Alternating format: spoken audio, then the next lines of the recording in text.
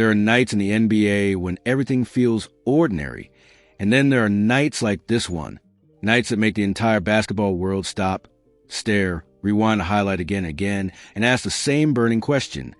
Did Luka Doncic really just do that to Giannis Antetokounmpo? From the very first possession, you could feel it. The electricity, the urgency, the unspoken message radiating from Doncic's presence on the floor. This wasn't just another game on the schedule. This wasn't just Lakers versus Bucks. This was a statement, delivered with the force of a superstar who refuses to be denied. Tonight, inside a roaring arena painted in purple and gold, Luka Doncic delivered one of the most devastating performances the Lakers franchise has seen in years. A masterclass, a dismantling, a reminder to the entire league that when this man decides a game is his, he bends at his will. Game after game, fans keep wondering how much higher Luka Doncic's ceiling can go. Tonight, he kicked that ceiling into the stratosphere. 41 points, 9 rebounds, 6 assists, 18 of 20 from the free throw line, 5 three-pointers.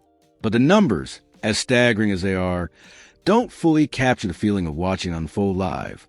From the opening tip, Doncic played with level of control that made even Giannis Antetokounmpo, a former MVP and Defensive Player of the Year, look like he was chasing shadows.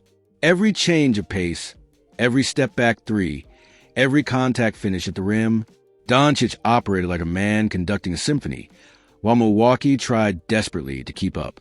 The crowd felt it. The Bucks felt it. Even neutral NBA fans watching from home felt it. This was not just scoring. This was manipulation, domination, pure basketball genius. And it came on a night when the Lakers desperately needed leadership. With Rui Hachimura sidelined, Marcus Smart ill, and LeBron James still out with sciatica, meaning the King has not yet stepped on the floor this entire season. Doncic entered the game with the weight of the franchise on his shoulders. He didn't just carry the load. He incinerated the opposition with it. The Lakers didn't just win this game. They broke Milwaukee in the first half. Los Angeles came out swinging, pushing the tempo, attacking early in the shot clock, and punishing every defensive mistake the Bucks made. The scoreboard said 30-18 at the end of the first quarter, but the energy in the arena made it feel like the lead was already much larger. Luka Doncic wasted no time announcing his intentions, putting up 12 points, 5 assists in the first 12 minutes alone. Every possession looked effortless. The Bucks would close the paint. He'd punish them with a step-back three. They'd switch defenders. He'd attack the mismatch. They'd blitz him off the pick and roll. He'd fire a cross-court pass to a wide-open shooter. Milwaukee's defense wasn't bad. Luka was just too good. And then came the second quarter. And that's when the avalanche truly began. For nearly 8 straight minutes, the Bucks failed to score a field goal. Their shooters went cold. Their spacing disappeared. Their rhythm evaporated. Los Angeles sensed blood in the water and attacked ruthlessly. Austin Reaves turned into a flamethrower. DeAndre Ayton was a force inside. Dalton Connect drilled a dagger three. The Lakers' bench swarmed on defense. Everything Milwaukee tried collapsed under the weight of Los Angeles' relentless energy. By halftime, the scoreboard delivered the cruel truth. Lakers 65, Bucks 34, a 31-point lead at the break. The lowest first-half scoring output for the Bucks all season. Giannis looked stunned. The Bucks bench sat in silence. Lakers fans erupted with a mix of disbelief and pure joy. This wasn't just a bad half. This was a humiliation. And at the center of it all, always, was Luka Doncic. Basketball is a game of runs, and Milwaukee wasn't about to go down without throwing at least one punch. To open the third quarter, the Bucks unleashed a furious 20-5 run, sparked by A.J. Green turning into a sharpshooter possessed. 3 consecutive triples cut what was once a mountain into something that looked climbable. Suddenly, it was 70-54. The Bucks had momentum. Their bench was on its feet. Lakers fans felt a tremor of worry. But then, Luka Doncic decided the comeback was over. With cold-blooded precision, he scored the Lakers' last 9 points of the third quarter, including back-to-back threes that stabbed the Bucks' momentum right through the heart. The crowd exploded. Milwaukee deflated. And Doncic walked back on defense with a look that said everything. Not tonight. From that moment forward, the game was no longer in doubt. A superstar performance means nothing without teammates who rise to the moment. And tonight, the Lakers supporting cast delivered one of their best collective performances of the season. Austin Reaves. 25 points of pure intensity. Reaves played like a man possessed, hitting tough shots, attacking off the dribble, and spacing the floor in exactly the way the Lakers needed with LeBron James still absent. His late-game threes were daggers that helped bury Milwaukee's hopes. DeAndre Ayton, 20 points, 10 rebounds. Ayton quietly dominated the interior. He crashed the glass, ran the floor, finished plays, and provided the kind of physical presence the Lakers have been demanding all year. His double-double gave Doncic the inside-outside balance that makes this offense so deadly. Jackson Hayes. 10 points off the bench. Hayes' energy was contagious. His rim runs, his lobs, his putbacks. They sparked the Lakers' second unit in moments when Milwaukee threatened to shift momentum. This was a team win, anchored by the brilliance of Luka Doncic. Let's give credit where it's due. Giannis Antetokounmpo played his heart out. 32 points, 10 rebounds, 5 assists, a stat line that would win most games. But tonight, not against Doncic, not against this Lakers defense, not inside this building, not with this momentum. NBA superstars pride themselves on rising to challenges. But tonight, it felt as if Giannis was trying to lift a 200-pound weight, while Doncic held the other end down. Every time he scored, the Lakers answered. Every time he pushed, they pushed harder. Effort wasn't the issue. Execution wasn't the issue. Milwaukee simply got outclassed. With 7:45 remaining, the Bucks made one last push. Gary Trent Jr. drilled a three. The lead fell to 97-84. But the Lakers responded with a crushing 13-4 run, fueled by Reaves and Doncic, that destroyed any remaining hope Milwaukee had. By the time the final buzzer sounded, the scoreboard read, Lakers 119, Bucks 95, a blowout. A statement, a warning to the entire NBA. This wasn't just a game. It was a message that even without LeBron James, without Hachimura, without Marcus Smart, the Lakers are dangerous. The Lakers are confident. The Lakers are alive. And Luka Doncic? He isn't just playing MVP basketball. He's playing legendary basketball. If he keeps this up, the league is in trouble. There are NBA nights that feel like Hollywood scripts, dramatic, intense, unpredictable. And then there are nights that feel bigger than Hollywood. Nights when an arena becomes a stage, a basketball court becomes a battlefield, and a single superstar becomes a narrator of a story the entire sports world will talk about for days. Tonight was one of those nights. Before the cameras even began rolling, before the first warm-up shots hit the rim, there was a tension in the air. You could sense it in the crowd. You could see it on the players' faces. Something massive was brewing, and every fan inside the building felt it. And when the lights finally dimmed and the Lakers took the floor, the entire world witnessed a performance that will be replayed for years. Luka Doncic didn't just show up. He arrived violently, brilliantly, unstoppably. Giannis Antetokounmpo didn't just play. He fought ferociously, relentlessly, heroically. This wasn't just Lakers versus Bucks. This was a clash of basketball ideologies. A duel between two titans of the modern game. A collision so explosive that even the announcers struggled to process what they were witnessing. And by the end of it, after 48 minutes of intensity, beauty, and chaos, only one truth remained. Luka Doncic owned this night. There's something different about this Lakers team. Something raw. Something hungry. Something that feels like a franchise fighting to redefine itself. With LeBron James still missing time due to sciatica, with Marcus Smart recovering from illness, with key pieces like Rui Hachimura sidelined, the spotlight shifted to Doncic in a way that felt heavier than usual, and he embraced it with the heart of someone born for these moments. For the fans, this wasn't just another regular season matchup. This was a measuring stick, a moment to see if the Lakers could truly survive and thrive without their iconic leader. For the Bucks, this was a chance to assert dominance after an inconsistent stretch. For Giannis, it was a chance to reestablish his claim as the most physically unstoppable force in basketball. But Doncic had other plans. From the jump, he brought an emotional fire that spread through the entire Lakers roster like a spark hitting dry wood. You could see it in how the team defended, how they communicated, how they attacked mismatches with ruthless confidence. This wasn't just execution. This was belief. And that belief turned into one of the most shocking beatdowns of the NBA year. Basketball at the professional level is about tempo. Whoever controls the rhythm controls the game. In the first quarter, Doncic became the composer of a masterpiece in pace management. Every possession had intention. Every read had purpose. Every mismatch was attacked with surgical precision. He opened the game with a pull-up three that sent a thunderbolt through the arena. The fans stood. They roared. And from that moment on, Doncic never allowed Milwaukee any sense of comfort. He dictated everything. When to push the ball up the floor, when to slow down and punish mismatches, when to isolate, when to collapse the defense and swing the ball, when to bait the Bucks into switching defenders they didn't want to switch. Even Giannis, one of the most disruptive defenders in the world, found himself constantly reacting rather than attacking. Doncic scored 12 points in the first quarter, but those points aren't what defined the quarter. What defined it was control. He moved like a player who understood the game at a frequency above everyone else. He felt the Bucks slipping out of rhythm early. He sensed their confusion in coverage, and he punished every miscommunication. The Lakers fed off this. Austin Reaves attacked with aggression rarely seen this early in games. Ayton dominated the paint with confidence and physicality. Connect hit timely shots that widened the gap.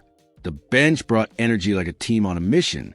By the end of the first quarter, the Lakers led 30-18. But that lead was just a framework. The real story was how they got there, by dismantling Milwaukee's defensive identity piece by piece. If the first quarter was surgical, the second quarter was catastrophic, at least for Milwaukee. The Bucks weren't just missing shots. They were unraveling. For nearly 8 straight minutes, they failed to score a field goal, not because they weren't trying, not because Giannis wasn't aggressive, not because their shooters weren't taking open looks. They simply couldn't handle the pressure. The Lakers swarmed passing lanes. They rotated with perfect timing. They challenged everything at the rim. They forced rush shots and awkward releases. It was a defensive suffocation rarely seen from this Lakers squad. Some had fans on their feet, banging the seats, shouting at the top of their lungs. And then came the offensive avalanche. Doncic orchestrated the quarter like a maestro. No-look passes to corner shooters, pocket passes to Ayton slipping to the rim step-back threes that sent waves through the crowd, free throws drawn through manipulation of angles and contact. Ayton powered inside. Reaves hit mid-range daggers. Hayes brought energy like a shot of adrenaline. Connect's three that extended the lead to 52-31 felt like the moment Milwaukee mentally broke. From there, the Lakers didn't look back. The halftime score, 65-34, wasn't just a reflection of dominance. It was a result of strategy, heart, and pure basketball brilliance. Giannis is used to bullying defenders. He's used to getting downhill at will. He's used to forcing rotations, collapsing defenses, and opening up shooters. Tonight, he met a defensive scheme perfectly built to contain him. The Lakers showed walls early. They collapsed on his drives quickly. They dared Milwaukee's shooters to beat them. They forced Giannis to initiate offense far from the rim. But the real key? They didn't panic. When Giannis powered through contact, they absorbed it. When he spun inside, help rotated. When he kicked the ball out, Lakers defenders sprinted the perimeter like their lives depended on it. He still finished with 32 points, 10 rebounds, and 5 assists, but none of it felt game-changing. It felt like he was swimming against a current that kept getting stronger. Milwaukee's flaws were exposed in the harshest way. When their shooters go cold, the entire offense collapses. Tonight, the collapse was total. The three-point attempts weren't just misses. They were momentum killers. Shots that normally keep the Bucks alive turned into empty possessions that fueled Los Angeles' transition attack. And Doncic punished every one of them. Milwaukee had no choice. They had to fight back. A team with Giannis doesn't roll over and quit. And for a moment, it looked like the comeback was real. A.J. Green turned into a one-man artillery unit, hitting 3 threes and injecting life into the Bucks' offense. They opened the third quarter with a ferocious 20-5 run. The arena stiffened. Fans held their breath. Momentum was shifting. The lead shrank to 70-54. The Bucks bench lit up. Giannis started pounding his chest. It felt like the game was turning. And then, like a villain entering the scene at the perfect moment, Doncic stepped in and ended the comeback attempt with an ice-cold response. Back-to-back threes, a control floater, a mid-range dagger. He scored the Lakers' final 9 points of the quarter. It was a message. This is my night. Milwaukee's fire died instantly, and Los Angeles regained absolute control. The Lakers' offense wasn't just hot, it was intelligent. Every movement had purpose. 1. Doncic is a hub of every action, every screen, every handoff. Every cut flowed through his gravity.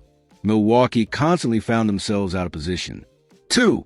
Ayton's interior presence, his ability to finish inside, forced the Bucks to respect the paint, opening up shooters on the outside. 3.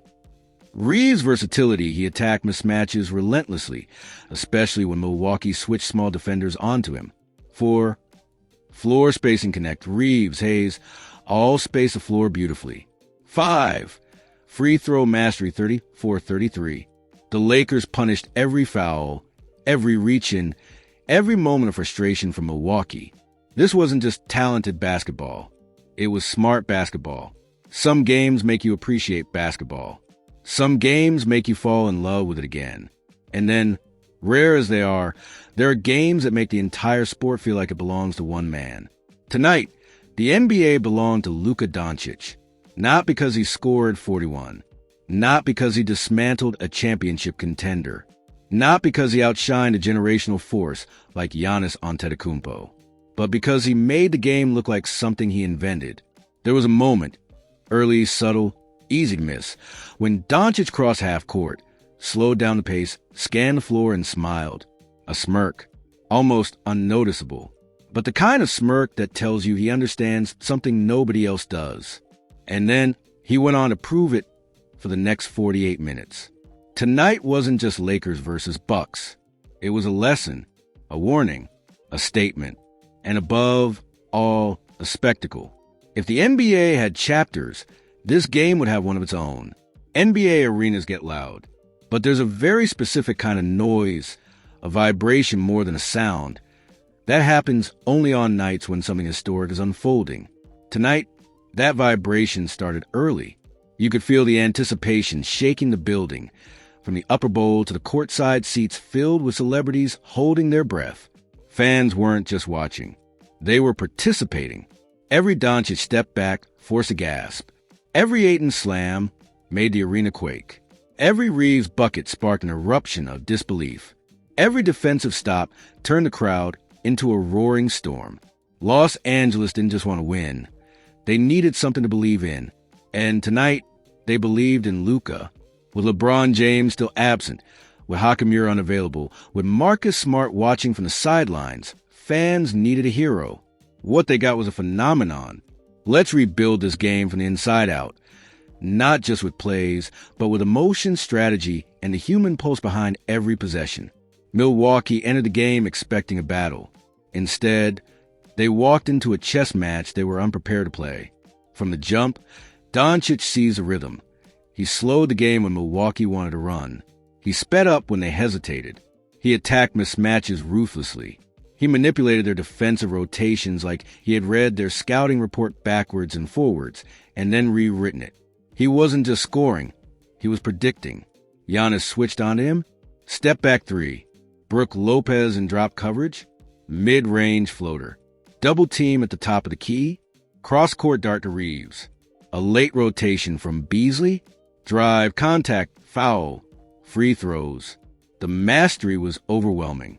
He finished the quarter with 12 points, 5 assists, complete command. But the real dominance was invisible, the psychological kind. By the end of the first quarter, the Bucks realized they weren't in control of the pace. They weren't dictating the strategy. They weren't driving the energy. They were reacting. Luka had seized the wheel. The second quarter didn't just hurt Milwaukee. It embarrassed them. 8 minutes.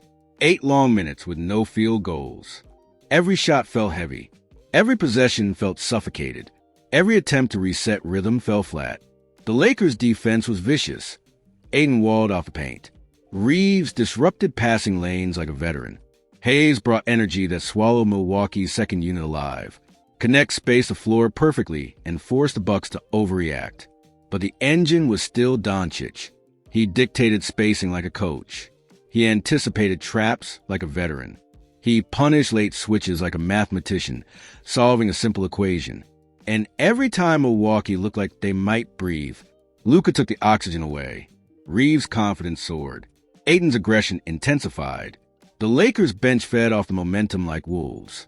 Dalton connects three-pointer that made it 52-31 wasn't just a highlight. It was the moment the Bucks' spirit cracked. From there, Los Angeles smelled blood. The halftime score, 65-34, told one story. The look on the Bucks bench told another. They had no answers. Milwaukee came out of halftime swinging. They had to. A.J. Green hit threes that felt like rockets. Giannis attacked with fury only he can generate. The Bucks bench came alive. The Lakers' 31-point lead shrank. Then shrank again. Then shrank a little more. Fans got quiet. Coaches got tense. Momentum shifted. The game began to tilt. The lead dropped to 70-54. Giannis roared. Milwaukee fans watching at home felt a pulse of hope. But this is where greatness separates itself.